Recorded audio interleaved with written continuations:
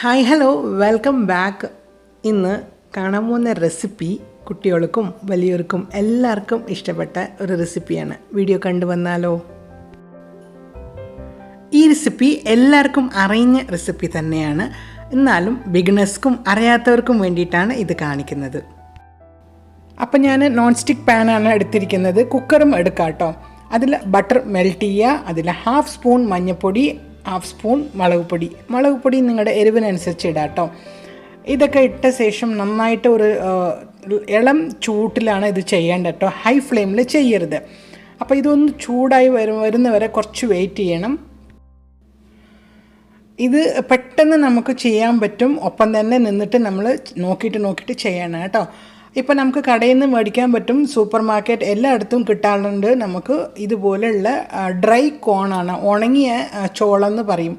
അത് നമുക്ക് മേടിച്ചിട്ട് എത്ര ക്വാണ്ടിറ്റി വേണ്ടതെന്ന് അനുസരിച്ചിട്ട് നമ്മൾ ബട്ടർ ഇട്ട് കൊടുക്കുക, മുളക് പൊടി ഇതൊക്കെ ഇട്ട് കൊടുത്തിട്ട് പിന്നെ ഈ കോൺ അതിൽ ഒന്ന് ചൂടാക്കാൻ വെക്കണം.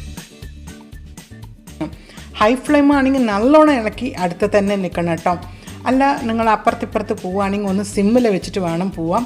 അപ്പം നമുക്ക് കണ്ടാൽ മനസ്സിലാവും, കുറച്ചിങ്ങനെ പൊട്ടിത്തിരിച്ച് വരുന്ന പോലെ നമുക്ക് കാണാൻ പറ്റും.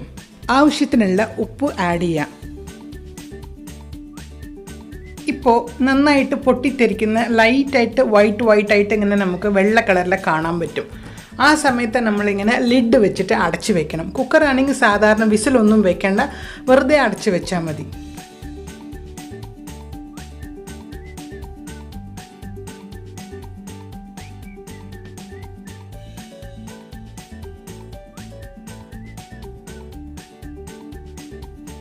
ഇപ്പോൾ നന്നായിട്ട് തീ കൂട്ടി വെക്കണം, ഹൈ ഫ്ലെയിമിൽ വെച്ചിട്ട്. ഒപ്പം തന്നെ നമ്മൾ അവിടെ നിൽക്കണം കേട്ടോ.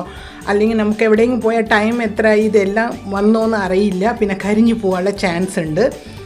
ഇത് ലിഡ് ആവുകൊണ്ട് നമുക്ക് കാണാൻ പറ്റുന്നുണ്ട്, കുക്കറാകുമ്പോൾ ഇത് കാണാൻ പറ്റില്ല കേട്ടോ.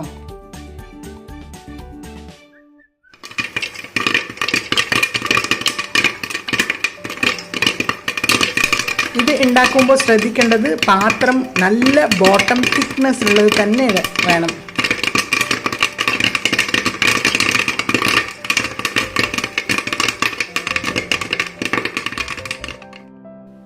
നല്ലോണം ശ്രദ്ധിച്ച് ചെയ്താൽ 5 മിനിറ്റ് മതി നല്ല ടേസ്റ്റിയുള്ള പോപ്കോൺ കഴിക്കാം.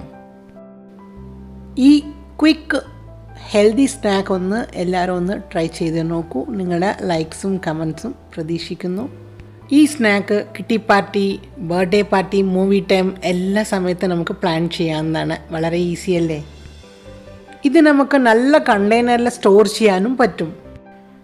ഇത്രയും സിമ്പിൾ ആൻഡ് ഈസി റെസിപ്പി ഞാൻ നന്നായിട്ട് തന്നെ നിങ്ങൾക്ക് എക്സ്പ്ലെയിൻ ചെയ്തു എന്ന് വിശ്വസിക്കുന്നു. വീഡിയോ ഇഷ്ടപ്പെട്ടാൽ ഷെയർ ചെയ്യാൻ മറക്കരുത് കേട്ടോ. ഒപ്പം തന്നെ ലൈക്ക് ചെയ്യാനും മടിക്കരുത്. അപ്പോൾ എപ്പോഴും പോലെ നിങ്ങളുടെ സപ്പോർട്ട് ഉണ്ടാവുമെന്ന് വിശ്വസിക്കുന്നു. അടുത്തൊരു നല്ല റെസിപ്പി ആയിട്ട് വരുന്നവരെ this is Geetha signing off. നിങ്ങളുടെ സ്വന്തം മോപ്പോൾ. Take care. Bye bye. See U.